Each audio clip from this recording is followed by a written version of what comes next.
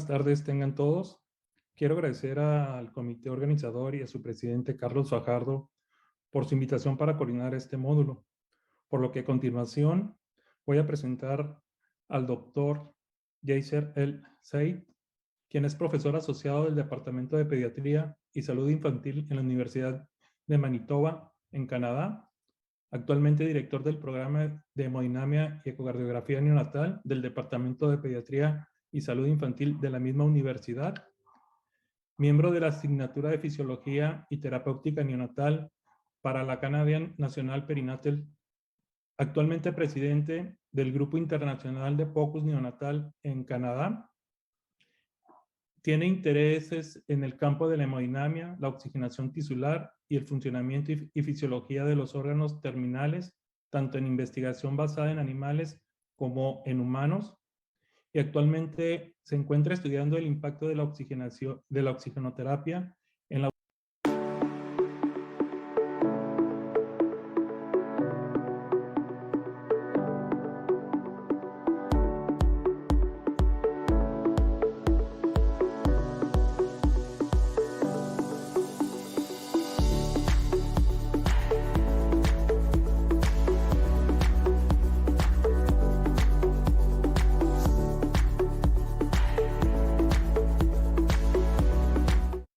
Muy buenas tardes a todos. Quiero agradecer al comité organizador y a su presidente Carlos Fajardo por su invitación para la coordinación en este módulo. Por lo que a continuación voy a presentar al doctor Yasser El Seide, quien es profesor asociado del Departamento de Pediatría y Salud Infantil en la Universidad de Manitoba, en Canadá, actualmente director del programa de hemodinamia y ecocardiografía neonatal del Departamento de Pediatría y Salud Infantil en la misma universidad, miembro de la asignatura de Fisiología y Terapéutica Neonatal para la Canadá National Perinatal Research Meeting, presidente actual del Grupo Internacional de POCUS Neonatal en Canadá, cuyo interés actual es en el campo de la hemodinamia, la oxigenación tisular y el funcionamiento y fisiología de los órganos terminales, tanto en la investigación basada en animales como en humanos, y actualmente se encuentra estudiando el impacto de la oxigenoterapia y la autorregulación cerebral en niños prematuros con insuficiencia respiratoria hipoxémica. A continuación, nos va a abordar el tema de acuerdo a la programación. Doctor, buenas tardes, bienvenido y le cedo el micrófono.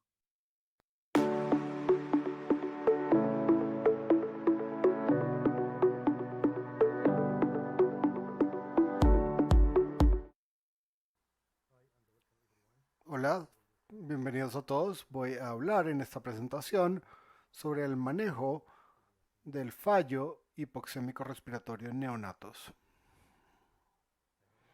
No tengo nada que divulgar en esta presentación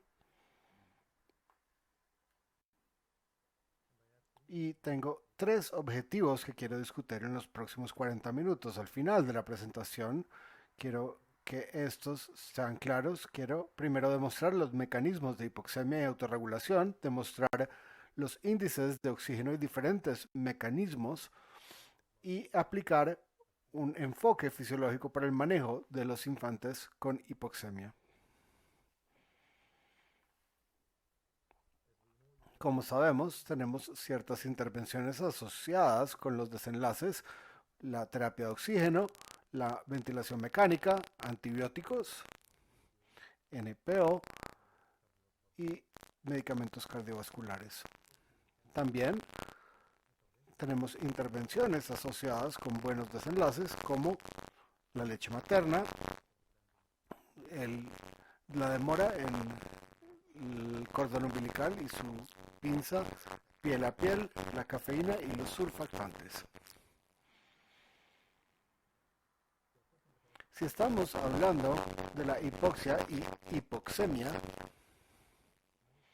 el manejo de estos niños en situaciones críticas está siendo clave con la entrega de oxígeno a estos diferentes órganos. Primero, estos bebés en grados de hipoxemia en bajos niveles de oxígeno puede tener con la difusión o un shunt derecho, hipoventilación, congestión pulmonar o un problema de Q. La hipoxemia puede o no puede ser asociada con diferentes casos de hipoxia. Y la hipoxia, si es suficientemente severa, puede llevar a problemas metabólicos y generación de ácido láctico. Los riesgos también pueden estar asociados con bajo flujo sanguíneo y esto puede ser secundario a diferentes problemas musculares, resistencia vascular, carga alta o un shunt izquierdo o derecho. Inclusive un caso de anemia. Son los tres componentes responsables para mantener mantenimiento del oxígeno y la saturación del flujo sanguíneo y la concentración de la hemoglobina.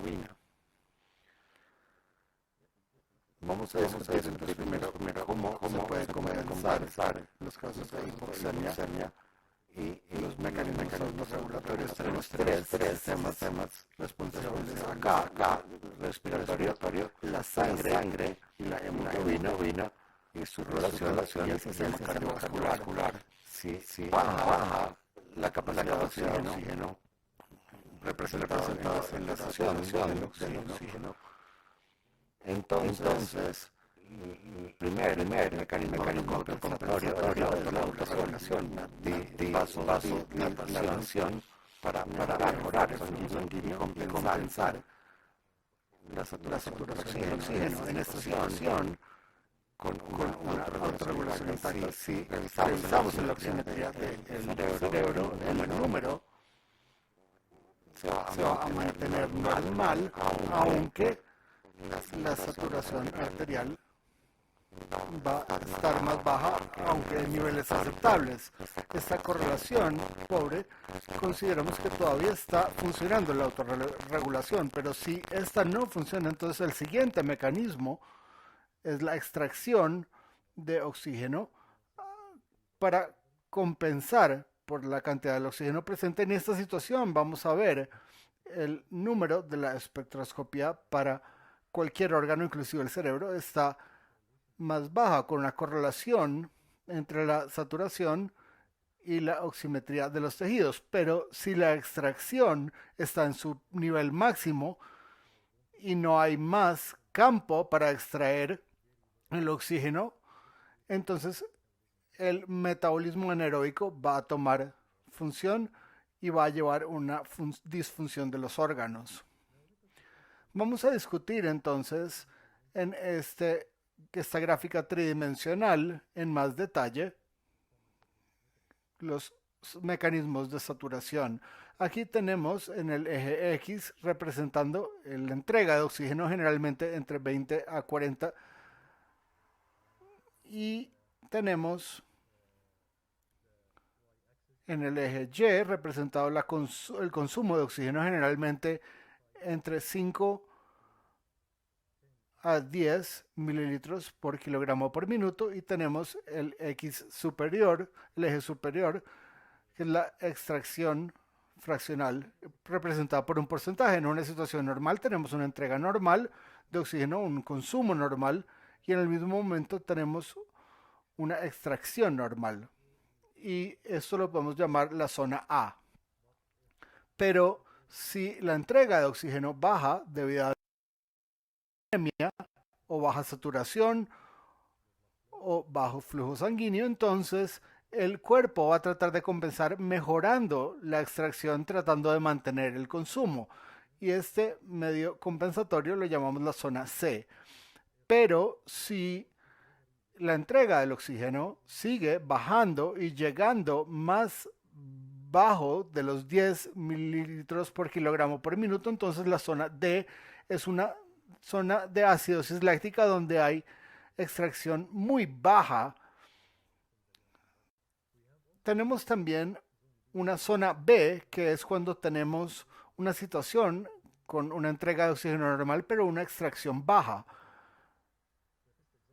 Es un ejemplo para esto es la hipoxia isquémica, porque hay tejidos que están enfermos y no pueden extraer el oxígeno de manera como lo deberían hacer. En la zona B esperamos que la saturación de los tejidos sea alta, más alta de lo normal, pero en la zona A, la situación normal, el número de la oximetría de los tejidos debe ser el nivel aceptable, y después en la zona C espera que sea más bajo de lo normal, y de nuevo en la zona D, cuando hay acidosis láctica, el número va a volver a un nivel normal o más alto de lo normal. ¿Cómo podemos calcular la extracción fraccional de oxígeno? Debemos tener la saturación menos la oximetría del tejido dividido por la saturación arteriosa y expresarla como una fracción. De nuevo, lo normal es entre 20 a 40 mililitros por kilogramo por minuto. La saturación de los tejidos alrededor de 60 a 80, pero varía, depende de los órganos, por ejemplo, entre el riñón, al cerebro y a otros tejidos. Y la extracción general debe ser un decimal entre 0.15 a 0.33. Este es un ejemplo de un niño con buena autorregulación y problemas de saturación. Y cuando vemos aquí en la gráfica el ritmo cardíaco y la saturación en la línea azul, podemos ver la desaturación frecuente, el CO2 en la línea blanca detectado por la gráfica, y el ritmo respiratorio, también la presión sanguínea y también los signos vitales, la saturación de oxígeno del cerebro. Sin embargo, estos problemas de desaturación, la saturación del oxígeno se mantiene, reflejando que se vuelve un problema de autorregulación. Debido a la desaturación, hay un incremento aquí, y esto realmente no beneficia la saturación arterial, pero sí mejora la saturación cerebral, que es algo peligroso y puede llevar al riesgo de tener oxígenos, radicales de oxígeno en el cerebro de estos infantes o niños recién nacidos. Tenemos 4 mecanismos de hipoxemia. El problema de Beku, el problema del shunt pulmonar, izquierdo o derecho, cuando hay un colapso del pulmón. Este tipo de casos se presentan sin una posibilidad de buen intercambio gaseoso. La hipertensión pulmonar, que puede ser debido a un flujo alto o resistencia pulmonar, y otros mecanismos como la limitación de difusión o hipercarpia. Este problema de VQ tiene una relación directa con el shunt izquierdo o derecho, y en los pulmones, cuando hay buena inflación y buen flujo sanguíneo, este valor es de alrededor de 0.8, pero si hay una ventilación disminuida, este valor puede bajar a 0.6, 0.4, 0.2, hasta hay un pulmón colapsado completamente y está pasando la sangre a través del pulmón sin generar un intercambio gaseoso, que es peligroso, obviamente, inclusive mortal. Aquí es un cambio, un ejemplo extremo, típicamente en el colapso pulmonar y en enfermedades pulmonares o congestiones pulmonares. Pero el lado opuesto, si hay una perfusión disminuida, el valor puede ser 1.2, 1.4, 1.8, hasta que tenemos cero flujo sanguíneo y todo el aire está entrando y saliendo en este espacio, y hay un margen de ventilación de 1 sobre 0 que es infinito, y en este tipo de situaciones podemos esperar cero intercambio gaseoso porque no hay flujo sanguíneo para este intercambio. Así que cualquier condición que baja esto, por ejemplo la hipertensión pulmonar, resistencia pulmonar, los embolismos, shock o por problemas pulmonares con hipertensión, La otra causa para bajar la ventilación puede ser incrementar la perfusión. La congestión pulmonar puede llevar al mismo resultado e inclusive un grado de perfusión disminuida. Tenemos una sobreinflación y compresión del flujo sanguíneo que puede llevar a la misma consecuencia en este espacio muerto, buena perfusión para este intercambio gaseoso. Para probar el grado de desfase de BQ, tenemos aquí en el eje X el FiO2 y en el Y tenemos la saturación de oxihemoglobina. Tenemos varios grados de esto. Lo normal es el punto 8, la línea verde, después tenemos punto 4, punto 2 y punto 15 y de ahí en adelante puede ser. Si sabemos el nivel de FiO2 y comenzamos a reducir gradualmente y tenemos unas líneas que son equivalentes a la saturación, si aplicamos esto a un software especial podemos obtener un valor estimado de perfusión ventilar y desalineación.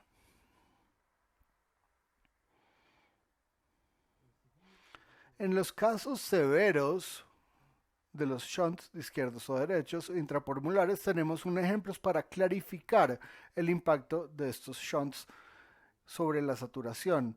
Asumamos que tenemos uno de los pulmones que está colapsado y el otro que está trabajando bajo ventilación.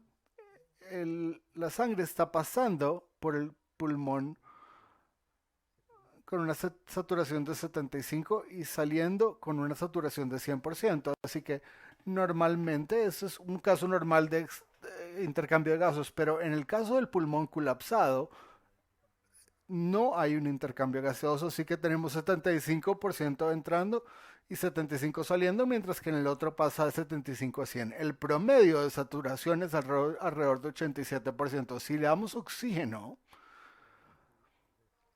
a este paciente, no estamos esperando que este 87% suba, inclusive si le damos 100% oxígeno. Lo mismo si le damos óxido nítrico. Puede haber una vasodilatación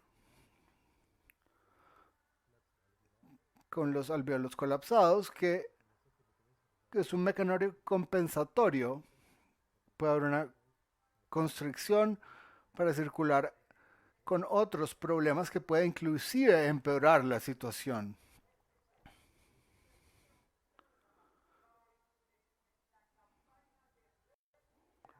Si aplicamos el mismo concepto de reducción de oxígeno en estas pruebas para los shunts izquierdos y derechos intrapulmonares, podemos ver en el eje X representado por el FiO2 y el eje Y con oxihemoglobina y saturación, y tenemos diferentes curvas representando un porcentaje de 10%, 20%, 30% y 40%, siendo los casos más severos. Si aplicamos la reducción de oxígeno, asumiendo que tenemos estos pacientes en una saturación o administración de oxígeno alrededor de 100%, gradualmente podemos darnos cuenta que mientras bajamos el oxígeno no hay un cambio en la saturación, y esto significa un problema de shunt intrapulmonar. Básicamente es un problema de baja respuesta al oxígeno. De la misma manera, si incrementamos el oxígeno a 100% en tipos de enfermedades donde no esperamos cambios de saturación en las arterias,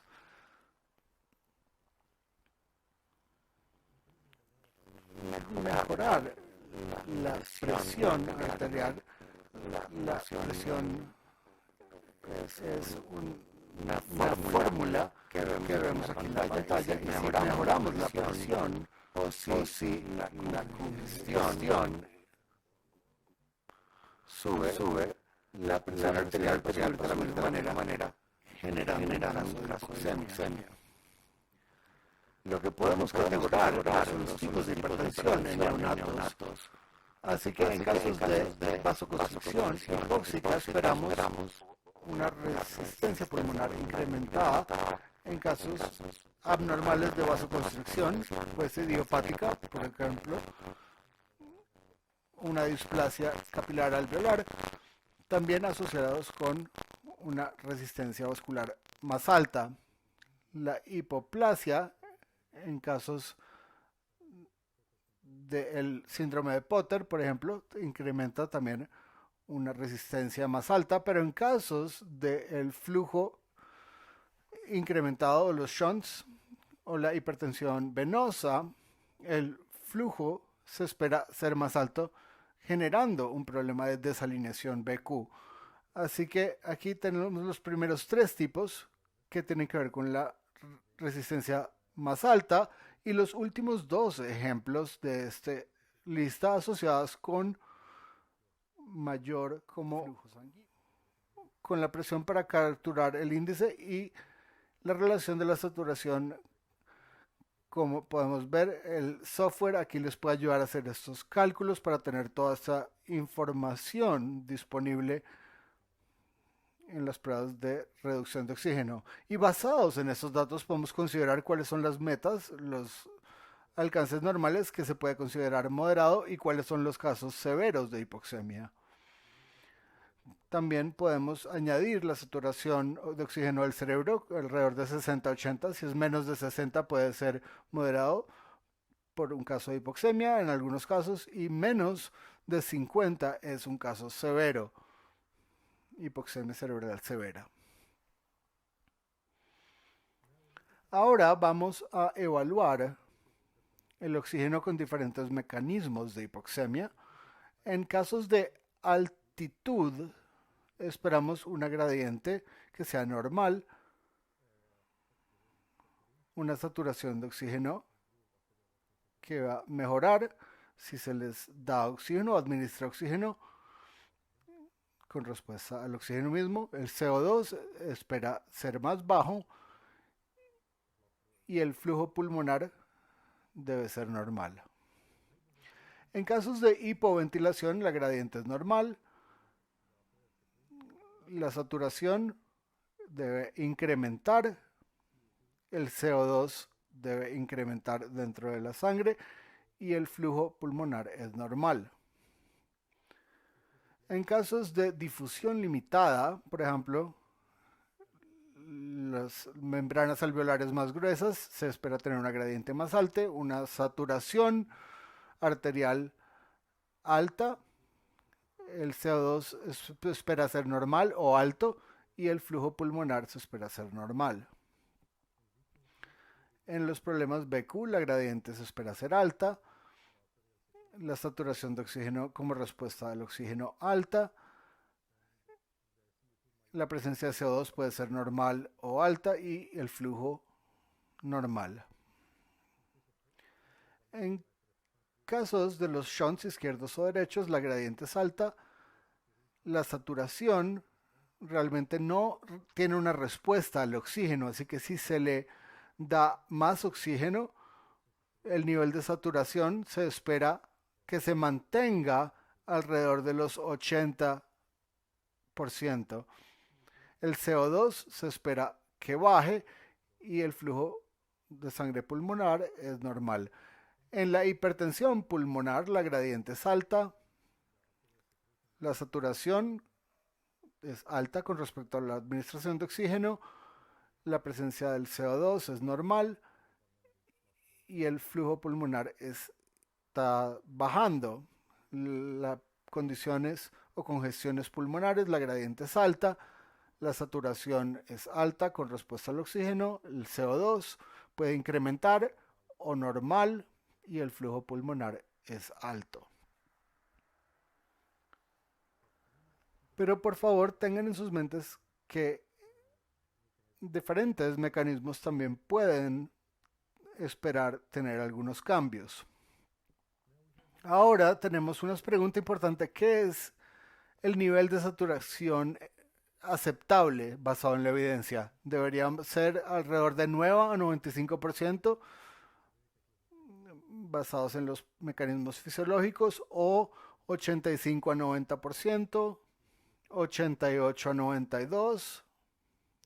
O pueden decir simplemente no lo sé.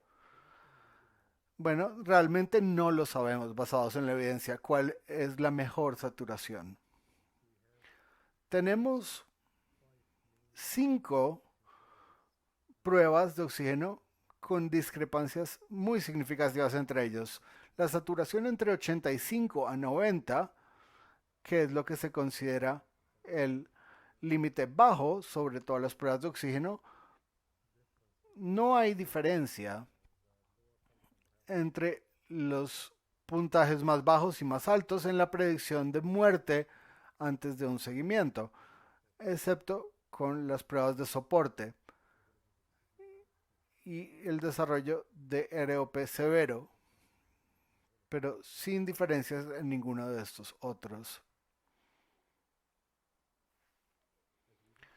Ya que no tenemos una respuesta sobre la evidencia en cuanto a la saturación que encaje con todos los pacientes, entonces podemos tener la guía de la fisiología y es mejor estar basados en una oximetría integrada que en la espectroscopía. Así que tenemos un bebé pretérmino en las primeras 72 horas. Es importante considerar una situación de saturación entre 88 a 92% y una de 55 a 85% en un marco más amplio de CRSO2. Si tenemos un bebé pretérmino de menos de 32 semanas y más allá, un problema de transición, consideremos los mismos 88 a 92% de saturación arterial y el CRSO2 en un rango de 60 a 80%. Pero si tenemos un bebé pretérmino que es mayor de 32 semanas, más de 32 semanas de edad ajustada, podemos considerar una saturación más alta, entre el 90 y 95%, mientras la saturación del cerebro sea alrededor de 60-80%.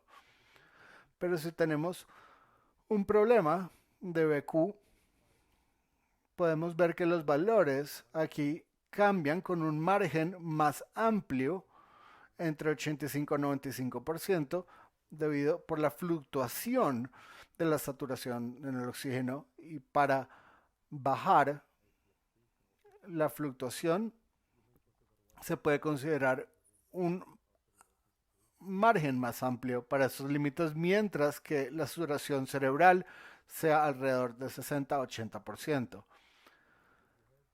Si se tiene un bebé con un problema de shunt izquierdo-derecho y el FiO2 es mayor a 0.5, entonces tiene sentido tener una saturación más baja, entre 85 y 90%, porque cualquiera que sea más alto el valor no va a mejorar la saturación arterial mientras la saturación cerebral se mantenga entre 60 y 80%. En casos de hipertensión pulmonar, tiene sentido considerar una saturación de 90-95% porque la hipertensión y la resistencia es sensitiva al oxígeno, mientras haya una saturación cerebral entre 60-80%. Si tenemos congestión pulmonar, por ejemplo, un shunt, aquí consideramos un margen amplio entre 85 y 90% de saturación arterial, mientras la celebración cerebral sea de 60 a 80%. Pero si hay enfermedades de corazón congénitas, tenemos un shunt intracardíaco y la saturación puede ser considerada en mayor a 75%, mientras la saturación craneal sea entre 55 y 85%.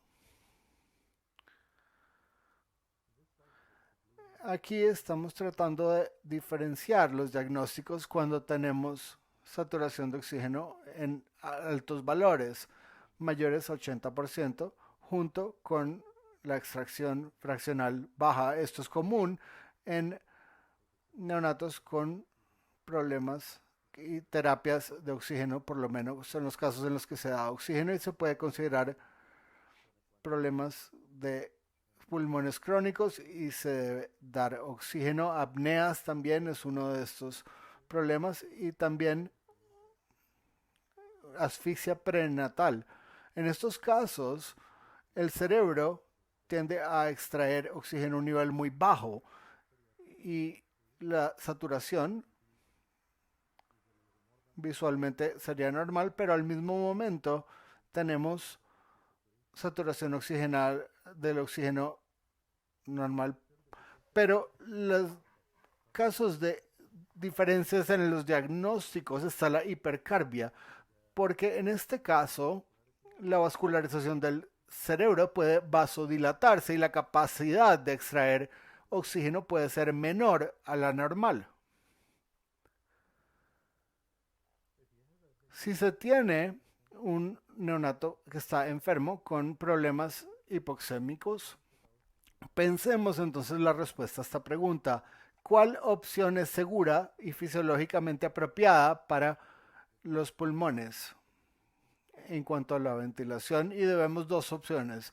Mantener la saturación arterial entre 90 y 95% o mantener la saturación entre 85 a 90% en un marco diferente. Para la primera, necesitamos 100% ventilatorio y en la segunda tal vez podemos necesitar alrededor de 40-50% con menos periodos de ventilación, pero si aplicamos la espectroscopía al primer ejemplo, podemos darnos cuenta que hay una saturación alta, alrededor del 90%, porque se le da mucho oxígeno, pero es más fácil de controlar la segunda opción si estamos utilizando esto integrado con la saturación monitoreando la oximetría. Estas son nuestras guías en el manejo de problemas hipoxémicos debido a el shunt derecho e izquierdo. En los bebés a término o fuera de término aplicamos una prueba de oximetría y espectroscopía de oxígeno y después podemos identificar el nivel más bajo posible para mantener la saturación cerebral dentro de un marco. Tenemos dos diagnósticos importantes, ya sea intracardíaco debido a problemas congénitos y podemos mantener el nivel de saturación más bajo con la saturación apropiada cerebral hasta el tiempo de la cirugía cardíaca o la creación de un shunt. El 2, la saturación arterial se puede mantener mayor a 75% mientras la saturación cerebral sea entre 60 y 80, pero sin tener la espectroscopía tal vez no podamos identificar estos casos en medida segura y podemos asegurarnos de hacerlo revisando el ácido láctico de manera diaria para asegurarse de que no haya un potencial de mecanismos anaeróbicos. En casos de problemas parenquimales del pulmón, hay tratamiento de infecciones o neumonías potenciales. Buena sedación es importante con estos casos, mantener la saturación de oxígeno entre 85 y 90%, mientras que la saturación cerebral se mantenga entre 60 y 80%. De nuevo, también es importante revisar frecuentemente el nivel de ácido láctico. Esta gráfica aquí de la parte izquierda es para un grupo de bebés con problemas de shunt con autorregulación cerebral adecuada. Aquí podemos mostrar que la autorregulación está funcionando adecuadamente con esta prueba de oxígeno. En el eje X tenemos la saturación arterial, que no hay una diferencia significativa mientras se reduce el oxígeno y la saturación cerebral se mantiene. Y la fracción inclusive mejora sin una diferencia significativa. Esto es en contraste con un problema de autorregulación, un impedimento, donde no hay un cambio significativo en la administración de oxígeno. La saturación sí bajó de manera importante con una fracción de oxígeno inclusive más importante. Quiere decir que el cerebro no está autorregulando de manera apropiada con un grado de hipoxemia. Aquí tenemos una reducción significativa del oxígeno sin una reducción de saturación en el cerebro, pero en el lado de la derecha tenemos, aunque hay una reducción mínima de oxígeno, lo que sí es significativo es la baja en la saturación cerebral, que puede ser peligrosa en estos bebés enfermos. Si quisieran saber más detalles sobre esos problemas utilizando la espectroscopía y pulsoximetría como nuevo enfoque, pueden leer nuestro artículo publicado en más detalle.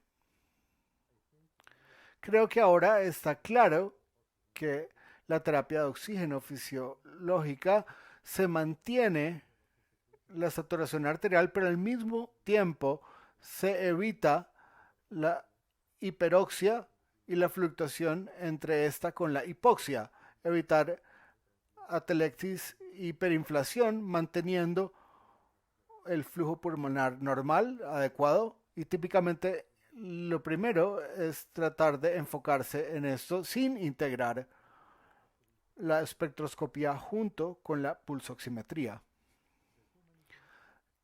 Las dos claves del manejo de las fallas respiratorias hipoxémicas: la primera, si se aplica una prueba de reducción de oxígeno, vamos a entender la saturación apropiada para el grado de problemas BQ. Y la clave 2, debemos optimizar la presión en las vías aéreas antes de considerar cualquier otro tipo de intervención para tratar las fallas hipoxémicas. Y para eso entonces deben hacerlo en diferentes pasos. El primer paso entonces debería considerar, por medio de exámenes, excluir la hipertensión pulmonar y el shunt izquierdo y derecho, porque estos deben ser tratados primeros antes de considerar otro tipo de intervenciones. El segundo paso es evaluar una prueba de oxígeno, y para esto, si tenemos una tecnología de espectroscopía, podemos hacer una reducción de oxígeno de manera más fácil, de manera más informativa. Y aquí tenemos una línea de tiempo, como podemos ver, donde estamos reduciendo la administración de oxígeno con una reducción mínima de 0.02 o 2% de oxígeno administrado, y monitorear la saturación arterial y cerebral y calcular la extracción del oxígeno hasta llegar al punto de oxígeno más bajo, que mantiene una saturación aceptable por encima de 85%. Así que paramos la reducción en este último punto porque la saturación llegó a 75% y consideramos que el oxígeno a 70% es suficiente para mantener la saturación arriba de 85%, con una mejora importante en la extracción fraccional del oxígeno, con una saturación dentro de los límites.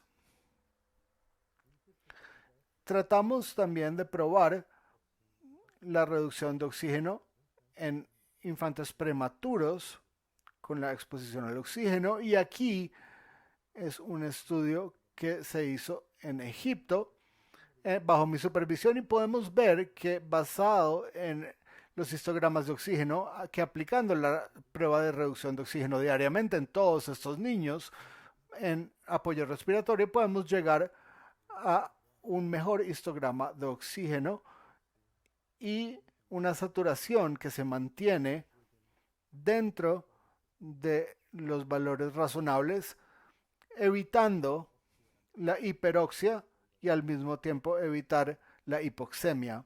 Así que tenemos más tiempo mantenido en los valores medios, sobre 85%, pero al mismo tiempo bajo 95%. El tercer paso es la evaluación de los mecanismos de hipoxemia. Aquí podemos utilizar las pruebas de oxígeno para estimar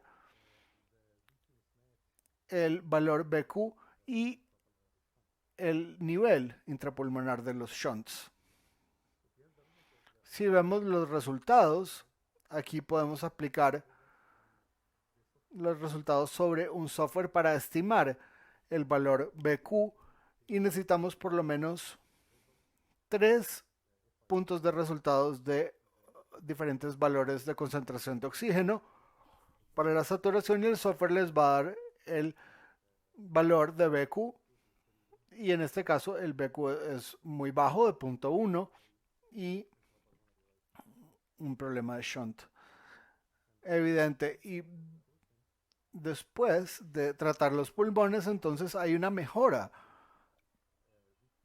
con un valor que cambió de 0.1 a 0.3 y el valor del shunt de un cambio de alrededor de la mitad.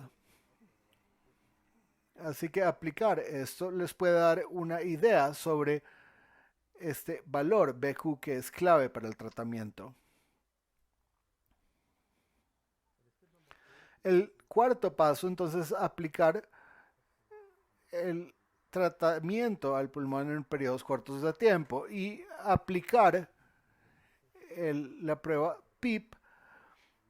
Recuerden que consideramos una evaluación del reclutamiento y diferentes valores y podemos consultar también un ultrasonido del pulmón para evaluar la severidad de estos casos. Y después de esto, las pruebas de oxígeno para evaluar estos diferentes valores a través del software para generar los valores. Si se necesita también el ultrasonido, es importante. El estudio de PEEP asume que comenzamos con un valor de 7 y estamos incrementando este valor gradualmente para evaluar la complacencia y el PEEP, FiO2, la saturación arterial, cerebral y la fracción de oxígeno extraído. Y estamos asumiendo que está haciendo sobre una garantía de ventilación de volumen. Así que el cumplimiento, si estamos mejorando el PEEP, esto debería incrementar y el volumen debería bajar con menos concentración y la saturación arterial y cerebral debería mantenerse, pero debemos mejorar una extracción mayor, como se prueba por la literatura de que los valores más altos de concentración pueden tener un impacto sobre la extracción de oxígeno por el cerebro. Así que estos valores pueden mejorar la capacidad del cerebro para extraer el oxígeno mientras la saturación de oxígeno arterial y cerebral se mantengan dentro de los valores normales. Así que cuando llegamos a un valor de 13 como máximo, pero nos damos cuenta que podemos tener un PEEP óptimo alrededor de 10, porque en 11 no hay un cambio significativo. Así que 10 puede ser el valor más apropiado para este recién nacido. También podemos evaluar de manera fácil la saturación arterial en histogramas. Como podemos ver aquí, 10% del tiempo la saturación arterial era menos de 80%, que es significativo, pero después de estos tratamientos pulmonares, la saturación se mantiene dentro de los valores esperados. Como comenzamos la presentación con los 3 objetivos clave, ahora podemos terminar la presentación con 3 conclusiones. La primera, la evaluación integrada del oxígeno es útil para formular recomendaciones médicas y fisiológicas. Segundo, la reducción y las pruebas de oxígeno paso por paso y la espectroscopía es una manera muy útil de evaluar los casos severos de shunts izquierdos y derechos. Enfocarse en la saturación arteriosa es importante de acuerdo con los mecanismos patofisiológicos de hipoxemia, así que no podemos asumir que una saturación puede ser la misma o la indicada para todos los pacientes. Muchas gracias a todos por su atención.